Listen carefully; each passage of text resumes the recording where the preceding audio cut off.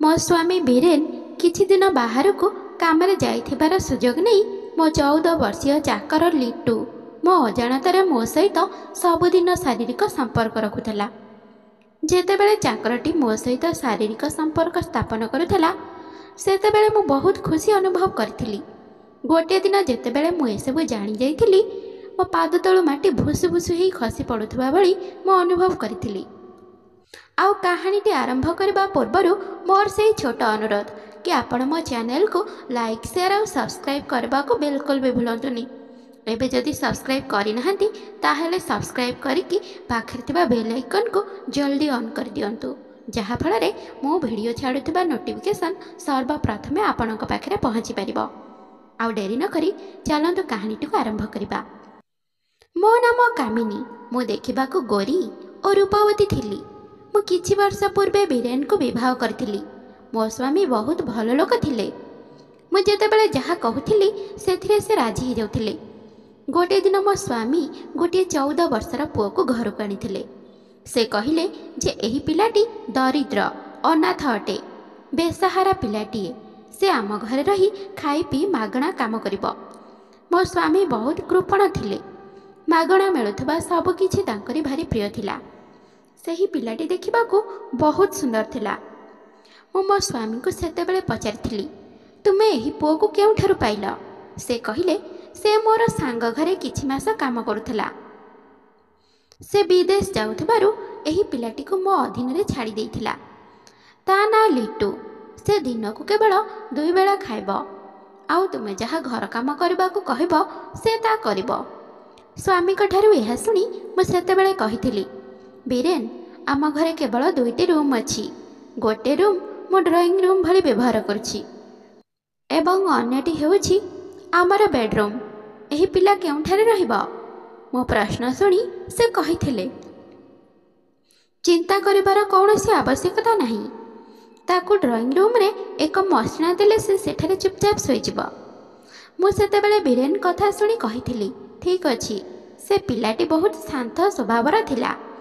ମୁଁ ତାକୁ କାମ ଦେବା ପାଇଁ ଯୋଜନା ପ୍ରସ୍ତୁତ କରିଥିଲି। ପ୍ରତିଦିନ ସକାଳେ ତାକୁ ରୋଷେଇ ଘର କାମରେ ଲଗେଇଥିଲି।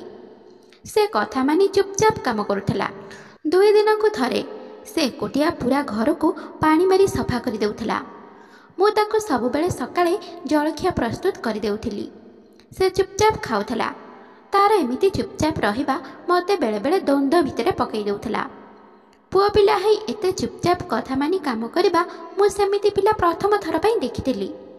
ମନରେ କୌତୂହଳ ସୃଷ୍ଟି ହେବାରୁ ମୁଁ ତାକୁ ଦିନେ ପଚାରି ଦେଇଥିଲି, ଆଚ୍ଛା ଲିଟୁ, କ'ଣ ତୁ କଥାବାର୍ତ୍ତା କରି ଜାଣିନାହୁଁ କି?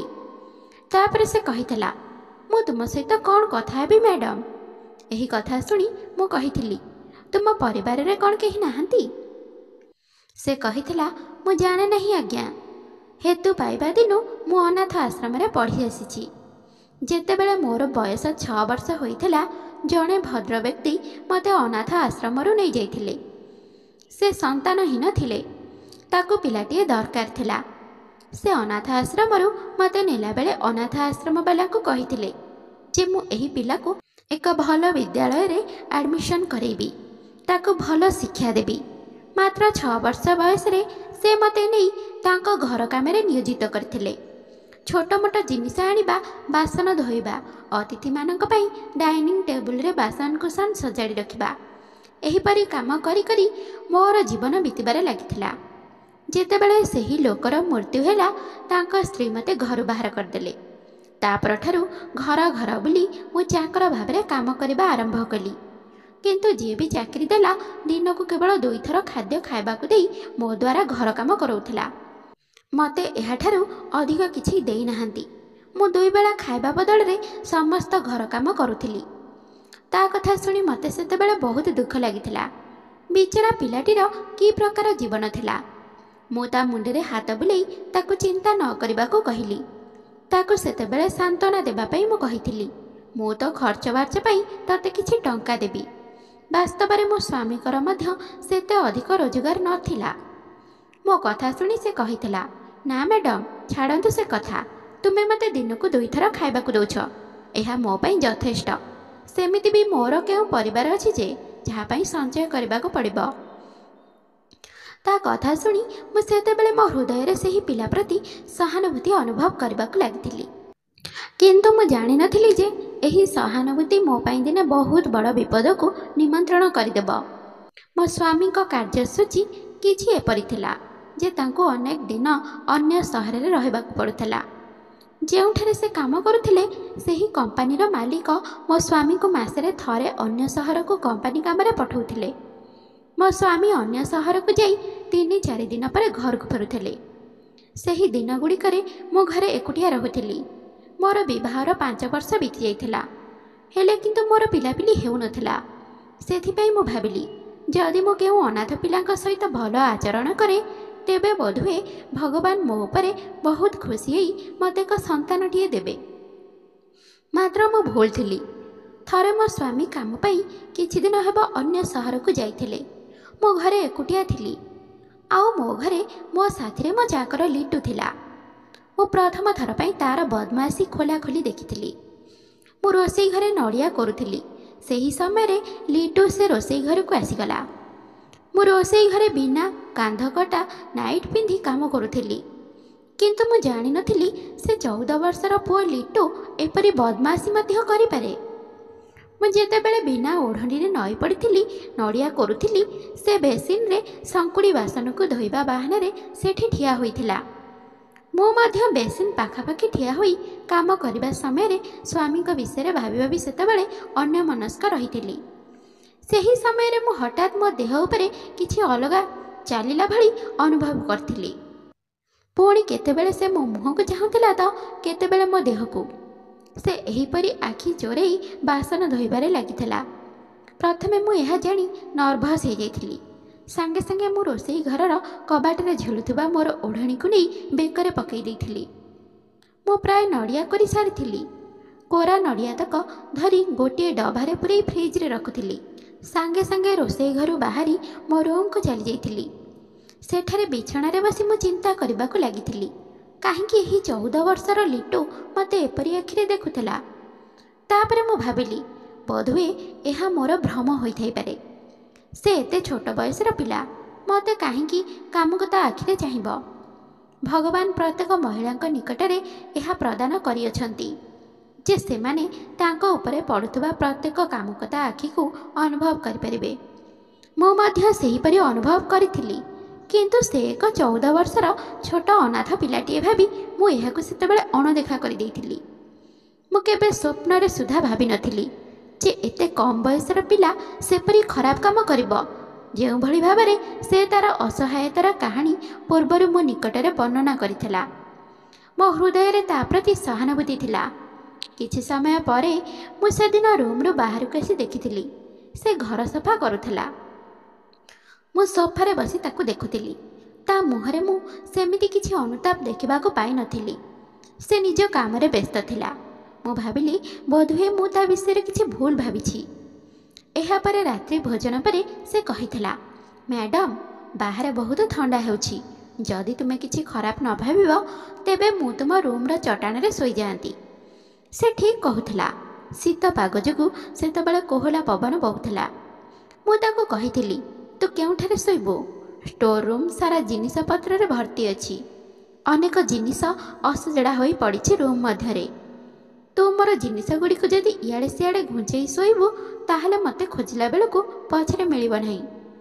ସେ କହିଲା, ଯଦି ତୁମେ ଖରାପ ନ ଭାବିବ ତାହେଲେ ତୁମ ରୁମ୍ରେ ମୁଁ ଶୋଇଯାଆନ୍ତି। ଏହା ଶୁଣି ମୁଁ ସେତେବେଳେ ଆଶ୍ଚର୍ଯ୍ୟ ହୋଇଯାଇଥିଲି। ତାପରେ ସେ କହିଲା, ମ୍ୟାଡ଼ାମ, ମୁଁ ମୋ ବିଛଣାକୁ ତଳେ ବିଛେଇ ଶୋଇଯାଉଛି, କିନ୍ତୁ ବାହାରେ ଶୋଇ ହେବ ନାହିଁ। ମୋତେ ବହୁତ ଥଣ୍ଡା ଲାଗୁଛି। ଏହା ଶୁଣି ମୁଁ ତାକୁ ମୋ ରୁମ୍ରେ ଶୋଇବାକୁ ଅନୁମତି ଦେଇଥିଲି। କିନ୍ତୁ ମୁଁ ତା ମୁହଁରେ ସେତେବେଳେ ଏକ ଅଦ୍ଭୁତ ଖୁସି ଅନୁଭବ କରିଥିଲି। ସେ ଯେପରି ଏହା ଶୁଣିବା ପରେ ଅତ୍ୟନ୍ତ ଖୁସି ହୋଇଯାଇଥିଲା। ସେ ସାଙ୍ଗେ ସାଙ୍ଗେ ତା ବିଛଣା ଉଠାଇ ମୋ ରୁମ୍ରେ ପାରି ଶୋଇଯାଇଥିଲା। ମୋତେ ଘର ଅନ୍ଧାର କରି ଶୋଇବାର ଅଭ୍ୟାସ ନଥିଲା। ମୁଁ ଶୋଇବା ପୂର୍ବରୁ ରୁମ୍ର ଆଲୋକ ବନ୍ଦ କରିଥିଲି। ତାପରେ ମୁଁ ଧୀରେ ଧୀରେ ଗଭୀର ନିଦରେ ଶୋଇବାକୁ ଲାଗିଥିଲି। କେତେବେଳେ ମୁଁ ଗଭୀର ନିଦ୍ରାରେ ଶୋଇଯାଇଥିଲି ମୁଁ ନିଜେ ବି ଅନୁଭବ କରିପାରିନଥିଲି। ଯେତେବେଳେ ମୁଁ ସକାଳେ ଆଖି ଖୋଲିଲି ମୋ ମୁଣ୍ଡ ବହୁତ ଭାରି ଭାରି ଲାଗୁଥିଲା। ବୋଧହୁଏ ମୁଁ ଗାଢ଼ ନିଦରେ ଶୋଇଯାଇଥିଲି। ତାପରେ ମୁଁ ଘଣ୍ଟାକୁ ଦେଖିଲାରୁ ଜାଣିଲି ସକାଳ 8ଟା। ମୋତେ ଲାଗିଲା ଯେମିତି ମୁଁ ସେଦିନ ରାତିରେ ବହୁତ ଶୋଇଛି। ୱାସରୁମ୍ରୁ ପାଣି ପଡ଼ୁଥିବା ଶବ୍ଦ ଶୁଣି ମୁଁ ଉଠି ବସିଥିଲି। ତାପରେ ମୁଁ ଯେତେବେଳେ ବିଛଣା ତଳକୁ ଦେଖିଥିଲି ସେ ପିଲାଟିର ବିଛଣା ସେଠାରେ ନଥିଲା। ସେ ଶୀଘ୍ର ଉଠିଯାଇ ବାଥରୁମ୍ ଭିତରକୁ ଯାଇଥିଲା। ସେ ବହୁତ ଚାଲାକ ଥିଲା। ମୋ ବିନା ଅନୁମତିରେ ମୋ ବାଥରୁମ୍ ବ୍ୟବହାର କରୁଥିଲା। ମୋତେ ଏହା ପସନ୍ଦ ନଥିଲା ଯେ କେହି ମୋର ବାଥରୁମ୍ ବ୍ୟବହାର କରୁ। ମୁଁ ଭାବିଲି ସେ ବାହାରକୁ ଆସିବା ମାତ୍ରେ ମୁଁ ତାକୁ କହିବି ଯେପରି ଭବିଷ୍ୟତରେ ସେ ମୋ ରୁମ୍ର ୱାସରୁମ୍ ବ୍ୟବହାର ନ କରେ।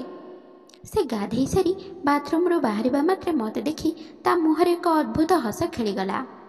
ସେତେବେଳେ ମୁଁ ଅନୁଭବ କଲି ଯେ ମୋର କେଶ ମୁକୁଳା ହୋଇ ଝୁଲୁଛି। ମୁଁ ଯେତେବେଳେ ଶୋଇବାକୁ ଯାଇଥିଲି ତ ବେଣୀ ବାନ୍ଧିଥିଲି। ସେ ଯାହା ବି ହେଉ, ତାପରେ ମୁଁ ସାଙ୍ଗେ ସାଙ୍ଗେ କେଶ ଗୁଡ଼େଇ ବାନ୍ଧିଲି। ଯେତେବେଳେ ମୁଁ ଓଢ଼ଣୀ ପକାଇବା ଆରମ୍ଭ କଲି ବେଡ଼ସିଟ୍ ଦେଖି ମୋର ହୋସ୍ ଉଡ଼ିଗଲା। ବେଡ଼ସିଟ୍ ବହୁତ ଖରାପ ଭାବରେ ଅସଜଡ଼ା ହୋଇ ପଡ଼ିଥିଲା। ଏହିସବୁ ଦୃଶ୍ୟ ଦେଖି ମୋର କ୍ରୋଧକୁ ଆଉ ମୁଁ ନିୟନ୍ତ୍ରଣ କରିପାରିଲିନି। ପିଲାଟି ସାଙ୍ଗେ ସାଙ୍ଗେ ତା ବିଛଣାକୁ ନେଇ ରୁମ୍ରୁ ସେତେବେଳେ ବାହାରକୁ ଯାଉଥିଲା। ମୁଁ ତାକୁ ପଛରୁ ଡାକି କହିଥିଲି, ମୋ କଥା ଶୁଣ, ମୁଁ ଏପର୍ଯ୍ୟନ୍ତ ତୋ ନାଁ ଜାଣିନି। ସେ କହିଲା, ହଁ ମ୍ୟାଡ଼ାମ୍, କ'ଣ କହୁଥିଲେ କୁହନ୍ତୁ। ମୁଁ ପଚାରିଲି, ରାତିରେ ତୁ କେଉଁଠାରେ ଶୋଇଥିଲୁ? ମୋର ଏହି ପ୍ରଶ୍ନରେ ତା ମୁହଁର ସେତେବେଳେ ରଙ୍ଗ ଉଡ଼ିଯାଇଥିଲା। ସେ କହିଲା, ମ୍ୟାଡ଼ାମ୍, ମୁଁ ଚଟାଣରେ ଶୋଇଥିଲି। ହେଲେ କ'ଣ ହେଲା? ମୁଁ କହିଲି, କିଛି ନାହିଁ, ଯା। ସେ ଚାଲିଯିବାକୁ ଲାଗିଲା। ମୁଁ ତାକୁ ପଛରୁ ପୁଣି ଥରେ ଡାକିଲି। ମୁଁ କହିଲି, ଶୁଣ। ସେ ବୁଲି ମୋ ଆଡ଼କୁ ଚାହିଁଲା। ମୁଁ ତାକୁ କହିଲି, ଭବିଷ୍ୟତରେ ଆଉ କେବେ ମୋ ବାଥରୁମ୍ ବ୍ୟବହାର କରିବୁ ନାହିଁ। ସେ କହିଲା, ଠିକ୍ ଅଛି ମ୍ୟାଡ଼ାମ୍। ମୁଁ କହିଲି, ତୋ ନାଁ କ'ଣ? ସେ କହିଲା ଯେ ତୁମେ ଯାହା ବି ରଖିଦିଅ, ଏମିତିରେ ସମସ୍ତେ ମୋତେ ଲିଟୁ ବୋଲି ଡାକନ୍ତି। ତା ନାମ ଶୁଣିବା ପରେ ମୁଁ ବହୁତ ଅଦ୍ଭୁତ ଅନୁଭବ କଲି। ଏପରି ନାମ ତାର କିଏ ଦେଲା? ସେ କହିଲା, ମୁଁ ଜାଣେ ନାହିଁ। ଅନାଥ ଆଶ୍ରମରେ ମୋ ନାଁ ଲିଟୁ ରଖୁଥିଲେ, କିନ୍ତୁ ମୋର ସମ୍ପୂର୍ଣ୍ଣ ନାମ କ'ଣ କେହି ଜାଣିନାହାନ୍ତି। ସମସ୍ତେ ମୋତେ ଲିଟୁ ବୋଲି ଡାକନ୍ତି। ଏହା କହି ସେ ରୁମ୍ ଛାଡ଼ି ଚାଲିଗଲା। ଯେତେବେଳେ ମୁଁ ବିଛଣାରୁ ଉଠିଥିଲି ମୋ ଅଣ୍ଟାରେ ବହୁତ ଯନ୍ତ୍ରଣା ହେଉଥିଲା। ଦେହ ମଧ୍ୟ ବିଶେଷ ଭଲ ଲାଗୁନଥିଲା। ମୋତେ ବିଛଣାରୁ ଉଠି ବାହାରକୁ ଯିବାକୁ ମନ ହେଉନଥିଲା। ସେ ଚାହା ତିଆରି କରି ଜାଣିଥିଲା, ତେଣୁ ମୁଁ ତାକୁ ଡାକିଲି। ସେ କହିଲା, ହଁ ମ୍ୟାଡ଼ାମ୍। ସେ ସାଙ୍ଗେ ସାଙ୍ଗେ ଆସି ମୋ ରୁମ୍ର କବାଟ ଖୋଲିଲା। ମୁଁ କହିଲି, ମୋ ପାଇଁ କପେ ଚା ତିଆରି କରି ଆଣ, ମୋ ଦେହଟା ଆଜି ଭଲ ଲାଗୁନି। ଯେତେବେଳେ ସେ ମୋ ପାଟିରୁ ଏହା ଶୁଣିଲା ମୋ ଆଡ଼କୁ ଚାହିଁ ସ୍ମିତ ହସି କହିଲା, ହଁ, ଏହି ପ୍ରକାର କାମରେ ଏପରି ହୁଏ। ଏହା କହି ସେ ବାହାରକୁ ଚାଲିଯାଇଥିଲା। ମୁଁ ଭାବିବାକୁ ଲାଗିଲି ଯେ ମୁଁ ପୁଣି କି ପ୍ରକାର କାମ କରିଛି। ସେ ଯାହା ବି ହେଉ, ମୋ ରୁମ୍ରୁ ବାହାରକୁ ଆସିଲି। ସେ ତା କାର୍ଯ୍ୟରେ ବ୍ୟସ୍ତ ଥିଲା। ମୋ ମୋବାଇଲରୁ ମୁଁ ମୋ ସ୍ୱାମୀଙ୍କୁ ଫୋନ୍ କଲି। ପ୍ରଥମ ଥର ମୋ ସ୍ୱାମୀଙ୍କ ଅନୁପସ୍ଥିତି ମୋତେ ବହୁତ ଅଜବ ଲାଗୁଥିଲା। ମୁଁ କହିଲି, ବୀରେନ୍, ତୁମେ କେବେ ଫେରିବ? ସେ କହିଲେ, କ'ଣ ହେଲା କାମିନୀ? ମୁଁ ଆସିବାରେ ଏମିତି କେତେ ଦିନ ହେଇଛି ଯେ? ତୁମେ ଜାଣିଛ ଯେ ମୋତେ ଫେରିବା ପାଇଁ 3-4 ଦିନ ଲାଗେ। ଆଗରୁ ତ ତୁମେ କେବେ ବି ଏପରି ପ୍ରଶ୍ନ ପଚାରି ନାହଁ।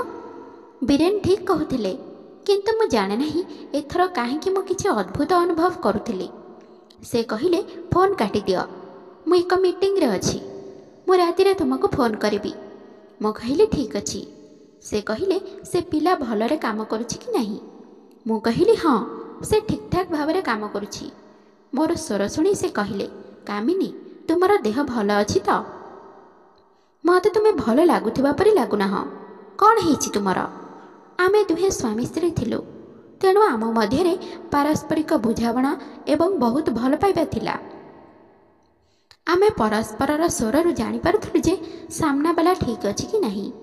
ମୁଁ ଏକ ଦୀର୍ଘ ନିଶ୍ୱାସ ନେଇ ମୋ ସ୍ୱାମୀଙ୍କୁ କହିଲି, କିଛି ନାହିଁ, ଗତକାଲିଠାରୁ ମୋ ମୁଣ୍ଡ ଟିକିଏ ଭାରି ଭାରି ଲାଗୁଛି। ମୁଁ ଭାରି କ୍ଳାନ୍ତ ଅନୁଭବ କରୁଛି। ସାମ୍ନାରେ ଠିଆ ହେଇ ମୋର ଚାକର ସେତେବେଳେ ମୋତେ ଏକ ଅଦ୍ଭୁତ ନଜରରେ ଆଖି ତରାଟି ଚାହିଁ ରହିଥିଲା।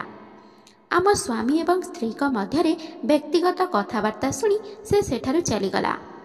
ବୀରେନ୍ ମଧ୍ୟ କିଛି ସମୟ ପରେ ଫୋନ୍ କାଟିଦେଲେ। ତେଣୁ ମୁଁ ପୁଣି ଥରେ ଚୁପଚାପ ହୋଇ ବସିଥିଲି। ହଠାତ୍ ସାମାନ୍ୟ କେଁ-କଟର ଶବ୍ଦରେ କବାଟ ଖୋଲିଲା। କବାଟ ପାଖରେ ଚାକର ଠିଆ ହୋଇଥିଲା। ସେ ମୋତେ ଚାହିଁ କହିଲା, କ'ଣ ହେଲା ମ୍ୟାଡ଼ାମ୍, ତୁମର କିଛି ଦରକାର ଅଛି କି? ମୁଁ ଆଖି ବନ୍ଦ କରି ମୁଣ୍ଡ ହଲେଇ ନାଁ କହିଲି। ମୁଁ ସେତେବେଳେ କେବଳ କିଛି ସମୟ ବିଶ୍ରାମ କରିବାକୁ ଚାହୁଁଥିଲି। ମୋ ଆଖି ବନ୍ଦ କରି ଅଦ୍ଭୁତ ଅନୁଭବ କରିଥିଲି, ଯେମିତି ସେ କବାଟ ପାଖରେ ଠିଆ ହୋଇଥିଲା, ମୋ ଆଡ଼କୁ ଚାହିଁ ରହିଥିଲା। ମୁଁ ଆଖି ଖୋଲି ଦେଖିଥିଲି ତ ସେ ସାଙ୍ଗେ ସାଙ୍ଗେ ହଡ଼ବଡ଼ ହୋଇଗଲା। ତା ମୁହଁ ଗଭୀର ହୋଇଗଲା। ସେ କହିଲା, ମ୍ୟାଡ଼ାମ୍, ମୋତେ ଆପଣଙ୍କର ସ୍ୱାସ୍ଥ୍ୟାବସ୍ଥା କିଛି ଠିକ୍ ଲାଗୁନାହିଁ, ତେଣୁ ମୁଁ ଆପଣଙ୍କର ମୁଣ୍ଡ ମାଲିସ କରିଦେବାକୁ ଆସିଛି। ମୁଁ ବହୁତ ଭଲ ମସାଜ ଦିଏ। କିନ୍ତୁ ମୁଁ ତାକୁ ସେତେବେଳେ ମନା କଲି। ମୁଁ କେବଳ ଏତିକି କହିଲି ଯେ ମୋ ପାଇଁ ଅଦା ପକାଇ ଚାହା କପେ କରି ଆଣେ। ଚାହା ପିଇଲେ ବୋଧହୁଏ ମୋ ମୁଣ୍ଡ ବିନ୍ଧା ଭଲ ହୋଇଯିବ। ସେ ମୁଣ୍ଡ ହଲେଇ ହଉ କହି ସେଠାରୁ ଚାଲିଗଲା। କିଛି ସମୟ ପରେ ସେ ଚାହା ନେଇକି ଆସିଲା। ଚାହାଟା ବହୁତ କଡ଼ା ହୋଇଥିଲା। ବୋଧହୁଏ ସେ ସେଥିରେ ଅଧିକ ଚାହାପତି ପକାଇ ଦେଇଥିଲା। ତଥାପି ମୁଁ ଚାହା ପିଇବା ମାତ୍ରେ ଆରାମ ଅନୁଭବ କରିବାକୁ ଲାଗିଲି। ତେଣୁ ମୁଁ ବହୁତ ଶୀଘ୍ର ବିଛଣାରେ ଗଭୀର ନିଦରେ ଶୋଇପଡ଼ିଲି। ମୋର ସେତେବେଳେ ଧ୍ୟାନ ନଥିଲା ଯେ ରୁମ୍ଟି ସେମିତି ଖୋଲା ଥିଲା ବୋଲି। ଯେତେବେଳେ ପ୍ରାୟ ରାତି 9ଟା ହୋଇଥିଲା, ସେତେବେଳେ ମୋର ଆଖି ଖୋଲିଲା। ରୁମ୍ଟି ହାଲୁକା ଆଲୋକରେ ଦୃଶ୍ୟମାନ ହେଉଥିଲା। ମୁଁ ଯେତେବେଳେ ଉଠିଲି, ଘଣ୍ଟା ଉପରେ ସମୟ ଦେଖି ମୁଁ ଆଶ୍ଚର୍ଯ୍ୟ ହୋଇଗଲି। ଭୋକ ଯୋଗୁଁ ମୋର ଅବସ୍ଥା ସେତେବେଳେ ଖରାପ ହୋଇଯାଇଥିଲା। କପେ ଚାହା 7-8ଟି ବିସ୍କୁଟ୍ ବ୍ୟତୀତ ମୁଁ ସେଦିନ ଆଉ କିଛି ଖାଇନଥିଲି। ମୁଁ ଯେତେବେଳେ ଉଠି ବାହାରକୁ ଆସିଲି, ଚାକର ମୋତେ ଦେଖି ତୁରନ୍ତ ପାଖକୁ ଆସି କହିଲା, ମ୍ୟାଡ଼ାମ୍, ଯଦି ଆପଣଙ୍କ ଦେହ ଏବେ ଭଲ ଥାଏ, ତେବେ ମୁଁ ଆପଣଙ୍କ ପାଇଁ ଖାଦ୍ୟ ଆଣିଦେବି କି? ସତେ ଯେପରି ସେ ମୋ ନିଦରୁ ଉଠିବାକୁ ଅପେକ୍ଷା କରିଥିଲା। ମୁଁ ତାକୁ ସେତେବେଳେ କହିଲି, ତୁ କ'ଣ ପାଇଁ ମୋତେ ଏତେବେଳେ ଯାଇ ଉଠାଇଲୁ ନାହିଁ? ମୁଁ ଏତେ ଗୁଡ଼ିଏ ସମୟ ଶୋଇପଡ଼ିଲି। ମୋ କଥା ଶୁଣି ସେ ଟିକିଏ ହସିକି କହିଲା, ଆପଣ ଶୋଇବା ସମୟରେ ଏତେ ସୁନ୍ଦର ଦେଖାଯାଉଥିଲେ ଯେ ମୁଁ ଆପଣଙ୍କୁ ଉଠାଇବାକୁ ଚେଷ୍ଟା କରିବା ଉଚିତ ମନେ କଲି ନାହିଁ। ମୁଁ ତା କଥା ଶୁଣି ଆଶ୍ଚର୍ଯ୍ୟ ହୋଇ ତା ଆଡ଼କୁ ଚାହିଁଲି। ମୁଁ କହିଲି, ଏହାର ଅର୍ଥ କ'ଣ? ସେ କହିଲା, ଆରେ ମ୍ୟାଡ଼ାମ୍, ତୁମେ କେତେ ଖୁସିରେ ଏବଂ ଶାନ୍ତିରେ ଶୋଇଥିଲ। ମୁଁ ଜଣେ ଚାକର। ମୁଁ ତୁମର ନିଦକୁ ବ୍ୟାଘାତ କରିବାକୁ କିଏ? ଯାହା ବି ହେଉ, ପୁରା ଘରର କାମ ତ ମୁଁ ସାରି ଦେଇଛି। ମୁଁ ଭାବିଲି ଆପଣ ବହୁତ ବାଧା ଲାଗୁଥିବାରୁ ବୋଧେ ହୁଏତ ଏମିତି ଶୋଇପଡ଼ିଛନ୍ତି। ତେଣୁ ମୁଁ ରୋଷେଇ ମଧ୍ୟ କରିଦେଇଛି। ସତରେ ତାହା ହାତରେ ଯାଦୁ ଥିଲା। ଯାହା ବି ସେ ରାନ୍ଧିଥିଲା ବହୁତ ସ୍ୱାଦିଷ୍ଟ ଥିଲା। ସେଦିନ ମୁଁ ଭଲ ଭାବରେ ପେଟ ପୂରେଇ ଖାଇଥିଲି। ସେ ମଧ୍ୟ ଦୂରରେ ଠିଆ ହୋଇ ମୋତେ ଦେଖୁଥିଲା। କିନ୍ତୁ ମୁଁ ତାକୁ ସାମ୍ନା ଚେୟାରରେ ବସିବାକୁ କହିଲି। ସେହି ସମୟରେ ମୋ ସ୍ୱାମୀଙ୍କର କଲ୍ ଆସିଲା। ତେଣୁ ମୁଁ ରୁମ୍କୁ ଯାଇ କଥା ହେଲି। ମୁଁ ମୋ ସ୍ୱାମୀଙ୍କ ସହିତ ଲଗାତାର 2 ଘଣ୍ଟା ହେବ କଥା ହେଉଥିଲି ଏବଂ ସେହି ସମୟରେ ରୁମ୍ର କବାଟ ବନ୍ଦ ଥିଲା। ମୋ ଚାକର ରୁମ୍ ବାହାରେ ଉପସ୍ଥିତ ଥିଲା। ଯେତେବେଳେ 2 ଘଣ୍ଟା ବିତିଗଲା, ହଠାତ୍ ସେ କବାଟ ବାଡ଼େଇଲା। ମୁଁ ଯେତେବେଳେ କବାଟ ଖୋଲି ତାକୁ ଛିଡ଼ା ହୋଇଥିବାର ଦେଖିଲି, ସେ କହିଲା, ମ୍ୟାଡ଼ାମ୍, ତମେ ଆଉ କେତେ ସମୟ ପର୍ଯ୍ୟନ୍ତ ତମ ସ୍ୱାମୀଙ୍କ ସହ କଥା ହେବ? ମୋତେ ବହୁତ ନିଦ ଲାଗିଲାଣି। ସେ ଏଭଳିଆ କଥା ଏତେ ଜୋରରେ କହୁଥିଲା ଯେ ମୋ ସ୍ୱାମୀ ମଧ୍ୟ ଏହା ଶୁଣିଥିଲେ। ମୋ ସ୍ୱାମୀ ଆଶ୍ଚର୍ଯ୍ୟ ହୋଇ ମୋତେ ସେତେବେଳେ ପଚାରିଲେ, ସେ ଚାକର କେଉଁଠାରେ ଶୋଇବା ବିଷୟରେ କହୁଛି? ମୁଁ ସେତେବେଳେ କ'ଣ ଉତ୍ତର ଦେବି କିଛି ବୁଝିପାରୁନଥିଲି। ମୁଁ ସାଙ୍ଗେ ସାଙ୍ଗେ କହିଲି ଯେ ସେ କିଛି ନୁହେଁ, ବାହାରେ ଗତ 2-3 ଦିନ ହେବ ଥଣ୍ଡା ବହୁତ ପଡ଼ିଯାଇଛି, ତେଣୁ ଚାକର ଘର ଭିତରେ ଶୋଇପଡ଼େ। ଗତକାଲି ରାତିରେ ସେ ମୋ ରୁମ୍ର ଚଟାଣରେ ଶୋଇଥିଲା। ଏହା ଶୁଣି ମୋ ସ୍ୱାମୀ କିଛି ସମୟ ପାଇଁ ଚୁପ୍ ରହିଲେ। ତାପରେ କହିବା ଆରମ୍ଭ କଲେ, ତାକୁ ଏତେ ମୁଣ୍ଡ ଉପରେ ବସାଅ ନାହିଁ। ତାକୁ ବାହାରେ ହଲ୍ରେ ଶୋଇବାକୁ କୁହ। ଏବେ ସେତେ ବି ଥଣ୍ଡା ହେଉନାହିଁ। ନଚେତ୍ ଘରର ଅନ୍ୟ ରୁମ୍କୁ ଖାଲି କରିଦିଅ। ସେଠାରେ ଏକ କୋଣରେ ସେ ତାର ବିଛଣା ପାରି ଶୋଇପଡ଼ିବ। ମୁଁ ସେତେବେଳେ ବୁଝିସାରିଥିଲି ମୋ ସ୍ୱାମୀ କ'ଣ କହୁଛନ୍ତି। ତେଣୁ ମୋ ସ୍ୱାମୀଙ୍କ ସହ କଥା ହେବା ପରେ ମୁଁ ବାହାରକୁ ଆସି ତାକୁ ସ୍ପଷ୍ଟ ଭାବରେ କହିଲି ଯେ ତୁ ତୋର ବିଛଣା ହଲ୍ରେ କୋଣରେ ପକାଇକି ଶୋଇପଡ଼। ମୁଁ ତୋତେ ମୋ ରୁମ୍ରେ ଶୁଆଇପାରିବି ନାହିଁ। ଏହା ଶୁଣି ସେ କେମିତି ଏକ ଚାହାଣୀରେ ମୋ ଆଡ଼କୁ ଚାହିଁଲା। ତାପରେ କହିଲା, ଠିକ୍ ଅଛି, ଆପଣ ମୋର ମ୍ୟାଡ଼ାମ୍। ଆପଣ ଯାହା କହିବେ ମୁଁ ସେଇଆ ହିଁ କରିବି। କିନ୍ତୁ ମୋତେ ଦୁଃଖ ଏତିକି ଲାଗୁଛି ଯେ ଆପଣ ମୋତେ ବିଶ୍ୱାସ କରୁନାହାନ୍ତି। ଏହା କହି ତା ଆଖିରେ ଲୁହ ଆସିଗଲା। ଏହା ଦେଖି ମୋତେ ସେତେବେଳେ ବହୁତ ଖରାପ ଲାଗିଥିଲା। ଭାବୁଥିଲି ମୁଁ କିପରି ଜଣେ ନିରୀହ ପିଲାଟିକୁ ସନ୍ଦେହ କରିପାରିଲି। ତଥାପି ଏହା ମୋ ସ୍ୱାମୀଙ୍କ ଆଦେଶ ଥିଲା, ଯାହା ମୋତେ ତାଙ୍କ ଅନୁପସ୍ଥିତିରେ ମାନିବାକୁ ପଡ଼ିବ। ମୁଁ କହିଲି, ସେପରି କିଛି କଥା ନାହିଁ, ତୁ ହଲ୍ରେ ଶୋଇପଡ଼। ସକାଳୁ ଉଠି ଜଳଖିଆ ପ୍ରସ୍ତୁତ କରିବାରେ କୌଣସି ଆବଶ୍ୟକତା ନାହିଁ। ମୁଁ ଉଠି ସାରି ନିଜେ ପ୍ରସ୍ତୁତ କରିନେବି। ଏହା କହିବା ପରେ ମୁଁ ମୋ ରୁମ୍କୁ ଚାଲିଗଲି। ଆଶ୍ଚର୍ଯ୍ୟର କଥା ଏହା ଥିଲା ଯେ ଏତେ ଶୋଇବା ସତ୍ତ୍ୱେ ଯେତେବେଳେ ମୁଁ ମୋ ବିଛଣାରୁ ଉପରକୁ ଉଠିଗଲି ସେତେବେଳେ ମୋତେ ପୁଣି ନିଦ ଆସିଗଲା। ଆଶ୍ଚର୍ଯ୍ୟର କଥା ହେଲା, ଏତେ ଶୋଇବା ସତ୍ତ୍ୱେ ଯେତେବେଳେ ମୁଁ ମୋ ବିଛଣାରୁ ଉପରକୁ ଗଲି ସେତେବେଳେ ମୋତେ ପୁଣି ନିଦ ଆସିଗଲା। ଯେତେବେଳେ ମୋର ଆଖି ଖୋଲିଲା ମୁଁ ଭାବିଥିଲି ବୋଧହୁଏ ମୁଁ ମୋର ସ୍ୱାମୀ ସହିତ ଅଛି। କିନ୍ତୁ ଯେତେବେଳେ ମୁଁ ଆଖି ଖୋଲି ସେହି ଦୃଶ୍ୟ ଦେଖିଲି ସେସବୁ ଦେଖି ମୁଁ ଆଶ୍ଚର୍ଯ୍ୟ ହୋଇଗଲି। ମୋ ଦେହ ଶୀତେଇ ଉଠିଲା। ସେଠାରେ ମୋ ସ୍ୱାମୀ ଘରେ ଉପସ୍ଥିତ ନଥିଲେ ଏବଂ ମୁଁ ଦେଖିବା ଦୃଶ୍ୟ ମୋତେ ଆଶ୍ଚର୍ଯ୍ୟ କରିଥିଲା। କାରଣ ଚାକରଟି ପାଦ ଚାପି ଚାପି ତା ସାର୍ଟ ପିନ୍ଧି ମୋ ରୁମ୍ରୁ ବାହାରକୁ ଯାଉଥିଲା। ମୁଁ ତ ତାକୁ ସେହି ଅବସ୍ଥାରେ ଦେଖି ଆଶ୍ଚର୍ଯ୍ୟ ହୋଇଯାଇଥିଲି। ଏହି ଦୃଶ୍ୟ ଦେଖି ମୁଁ ଯାହା କିଛି ବୁଝିଥିଲି ସେତେବେଳେ ମୋ ଲୁମ ଟାଙ୍କୁରି ଉଠିଥିଲା। ସେ ସାରା ରାତି ମୋ ରୁମ୍ରେ ମୋ ସହିତ ଶୋଇଥିଲା। ମୋର ମନ ଭିତରେ ଅଜଣା ଭୟ ଖେଳିଗଲା। ସ୍ୱାମୀ ପାଖରେ ନଥିବା ଯୋଗୁଁ ମୋତେ ସେ ଚାକର କଥା ଭାବିଲେ ମୋ ଛାତି ଭିତରେ ଭୟରେ ଥରି ଉଠୁଥିଲା। ମୁଁ ସାଙ୍ଗେ ସାଙ୍ଗେ ବାଥରୁମ୍କୁ ଚାଲି ଯାଇଥିଲି। ଏହା ସ୍ପଷ୍ଟ ଥିଲା ଯେ ସେହି 14 ବର୍ଷର ଚାକର ମୋ ସହିତ ଗତ ରାତିରେ ଶାରୀରିକ ସମ୍ପର୍କ ରଖିଛି। ମୁଁ ମୋ ରୁମ୍କୁ ଭିତର ପଟୁ ବନ୍ଦ କରି ବସି ଭାବୁଥାଏ, ସେ ଗୋଟେ 14 ବର୍ଷର ପିଲା, ଏସବୁ କିପରି କରିପାରିବ? ମୁଁ କିପରି ଏସବୁ କିଛି ମୋ ସହିତ ହେବାକୁ ଦେଲି? କାହିଁକି ମୋର ହୋସ୍ ଆସିଲା ନାହିଁ? ମୁଁ ଏହା ଭାବି ଭାବି ପାଗଳ ହେବାକୁ ଲାଗିଲି। ଏହିପରି କଥା ସବୁ ଭାବି ଭାବି ମୋର ସେହି ରାତି କଟିଗଲା। ପରଦିନ ସକାଳ ଆସିବା ପରେ ମୁଁ ଦେଖିଲି ଚାକରଟି ହଲ୍ରେ ଶୋଇଥିଲା। ମୁଁ ଯେତେବେଳେ ରୁମ୍ରୁ ବାହାରକୁ ଆସିଲି ସେ ମୋତେ ଅଜବ ଆଖିରେ ଚାହିଁଲା। ମୁଁ କୌଣସି ବିନା ପ୍ରମାଣରେ ତାକୁ ଦୋଷ ଦେବାକୁ ଚାହୁଁନଥିଲି। ମୁଁ ତାକୁ ସମ୍ପୂର୍ଣ୍ଣ ରୂପେ ଅଣଦେଖା କରି ମୋର ଘର କାମ କରିବା ଆରମ୍ଭ କଲି। ସେହି ସମୟରେ ମୁଁ ଲକ୍ଷ୍ୟ କରିଥିଲି ଯେ ଚାକରଟି କେବଳ ବୟସରେ ଛୋଟ ଥିଲା, ମାତ୍ର ତା'ର ବ୍ୟବହାର ଏବଂ ଚାହାଣୀରୁ ସେ ଗୋଟିଏ କାମୁକ ଲୋକଟିଏ ପରି ଦେଖାଯାଉଥିଲା। ସେଦିନ ଯେତେବେଳେ ମୁଁ ମୋ ରୁମ୍ରେ ଶୋଇବାକୁ ଗଲି ସେତେବେଳେ ମୁଁ ସେହି ପିଲାକୁ ମୋ ରୁମ୍କୁ ପ୍ରବେଶ କରିବାକୁ ମଧ୍ୟ ଦେଇନଥିଲି। ବୋଧହୁଏ ସେ ମୋତେ କିଛି ବେହୋସ୍ ହେବା ପାଇଁ ନିଶା ଔଷଧ ଦେଉଥିଲା, ଯେଉଁଥିପାଇଁ ମୁଁ ଚେତାଶୂନ୍ୟ ହୋଇ ଶୋଉଥିଲି। ସେଦିନ ମୁଁ ସମ୍ପୂର୍ଣ୍ଣ ସତର୍କ ରହିଥିଲି।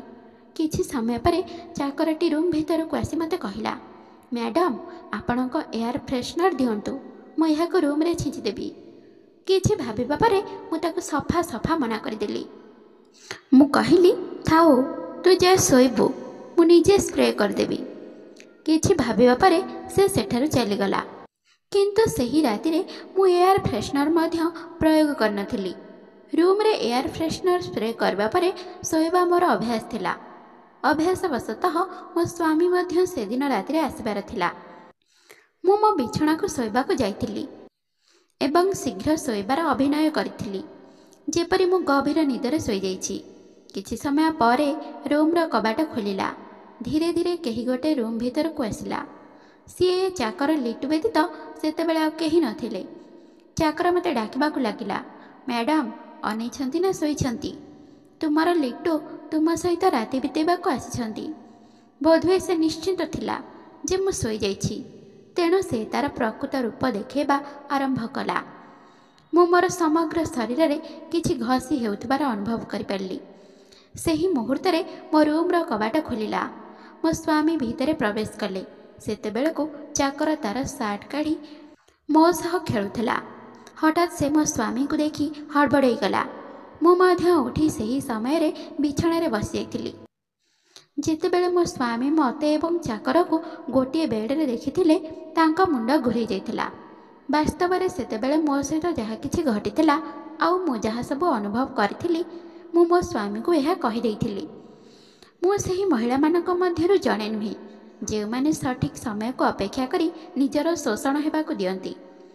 ପରବର୍ତ୍ତୀ ମୁହୂର୍ତ୍ତରେ ମୋ ସ୍ୱାମୀ ଚାକରଟିର ବେକକୁ ଧରି ତାକୁ ଚାପୁଡ଼ା ମାରିବା ଆରମ୍ଭ କଲେ ଏବଂ କହିଲେ ଯେ ତୁ ଯେଉଁ ଥାଳିରେ ଖାଇଲୁ ଆଜି ସେହି ଥାଳିରେ ଛିପ ପକେଇଲୁ।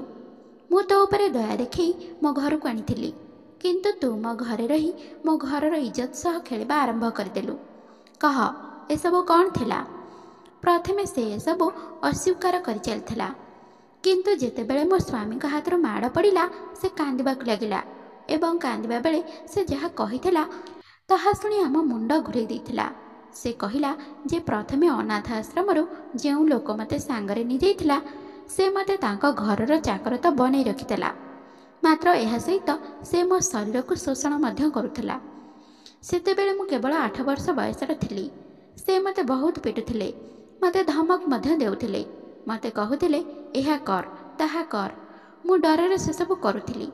बोधहुए एही कारण हेतु समय पूर्वरु मु बड़ हो जाइथिली। एहा भितरे नारी मानक प्रति आकर्षण मो भितरे बढ़िबाकु लागिथिला। सेही व्यक्ति मो सह से सब प्रकारर खराब कार्य करिथिले, जहा एक पुरुष एवं स्त्री मध्य घटे। तापरे जेतेबेले मो उपरु मन छाड़ीगला से अन्य जड़े चाकर को नियुक्ति दे मते घर बाहर करदेले। एहापरे मु गोटे स्थान अन्य स्थान को बुलवाक लगी। मु जेतेबेले आपणक घर को आसिली मैडम को गोरा देह पतली देह देखिबा मात्रे धैर्य धरी रही पाली नहीं एवं तापरे मु तांको एयर फ्रेशनर रे एपरी औषध मिसेइली, जार गंधरे से एक गभीर निदरे सोई जाउथिले। से सोई जिबा परे मु रूम को आसुथिली। सेतेबेलको एयर फ्रेशनर बास्ना मध्य कमी जाइए, तेणु औषध मो उपरे कौनसी प्रभाव पके नहीं। मैडम सोई जिबा परे मु तांका सहित मोर देहर भोक मेटाउथिली। जेतेबेले मु मैडम का सहित शारीरिक संपर्क स्थापन कली सेतेबेले मु बहुत आराम अनुभव करुथिली। बोधहुए मु तांका मनलोभा शरीर को देखि तांका प्रति अत्यधिक आकर्षित हो जाउथिली। से सेतेबेले कांदी कांदी मो स्वामी को क्षमा मागुथला। मु ता उपरे अत्यधिक क्रोधित हेली। मो स्वामी ताकू सही मुहूर्त रे घर बाहर जावाकू कहिथिले, किंतु से कांदी कांदी कहला एते रात्रि रे मु केउठी को जिबी, दयाकरी मते क्षमा करंतु। मु आउ एहीपरि किछि करिबि नाही, किंतु मु भाबुथिली सेपरि पिला को आम घरे आउ आश्रय देबा ठीक नुहे। सही पिलाटी को नष्ट करबा एवं ए अवस्था को आनिबा पछरे तार प्रथम मालिकंकर बड़ हाथ थिला, जे ताकू अनाथ आश्रमरू आनिथिले। जदि अनाथ आश्रमर कर्मकर्ता माने देखि थांते जे पिलाटी जहाँ हाथ को जाइछि सेठारे से सुरक्षित अछि कि नहीं, जदि टिके अनुसंधान करिथांते तेबे हुए तो एही पिलाटी आज एपरि होई न थांता। मो स्वामी ताकू राति सारा कबाट निकटरे बसई रखुतेले एवं परदिन सकाळे से निजे पुलिस को डाकी ताकू हस्तांतर कराई दैथिले। पुलिस को मध्य एही घटना विषय अवगत कराई दिया जाइथिला। ताकू एक शिशु कारागार रे रखा जाइथिला। तार मानसिक विकास एवं स्वास्थ्य रे उन्नति आनिबा पई प्रयास करा जाइथिला, जहा फल से भविष्य रे जड़े भल व्यक्ति होई परिबो। तथापि दीर्घ समय धरी मो सहित होइथिबा ए घटना को काहाकू जणेबाकू देई नथिली जे मो स्वामी व्यतीत अन्य केही मो सहित शारीरिक संपर्क रखुछन्ति बोली। मो स्वामी दुनिया रे सर्वोत्तम स्वामी मानक मध्यरु जणे थिले। से मो सहित होइथिबा घृणित कार्य परे मध्य मते बहुत समर्थन करथिले, कारण आम दुहिंक मध्यरे बहुत भल पाइबा थिला। अपरपक्षे मु बहुत लज्जित थिली, किंतु मो स्वामी सेतेबेले कहिथिले जे तुमे मन छोट कर नहीं, कामिनी तुम सहित होइथिबा ए घटना रे प्रकृत दोषी होउछि मु भलरे अनुसंधान करी चाकर को आनिबा उचित थिला। जदि मु ताकू एठाकू आनी न थांती तेबे एसबु किछि होई न थांता। छाड़, जहा घटिला घटिगला। वर्तमान ठारू मु तुमर भल भाबरे जत्न नेबी। तो श्रोता बंधु मैंने आशा करुच्ची आज यही कहानीटी आपण मानक निश्चिंत पसंद आसथिबो। आ पसंद आसीथिले वीडियोटी को लाइक शेयर और चैनल को सब्सक्राइब करने को बिल्कुल भी भूलंतु नहीं। तेबे आज पई रहुछि बाय। पुणी देखा हबो आउ एक सुंदर कहानी सहित आउ एक नुआ वीडियो रे। धन्यवाद।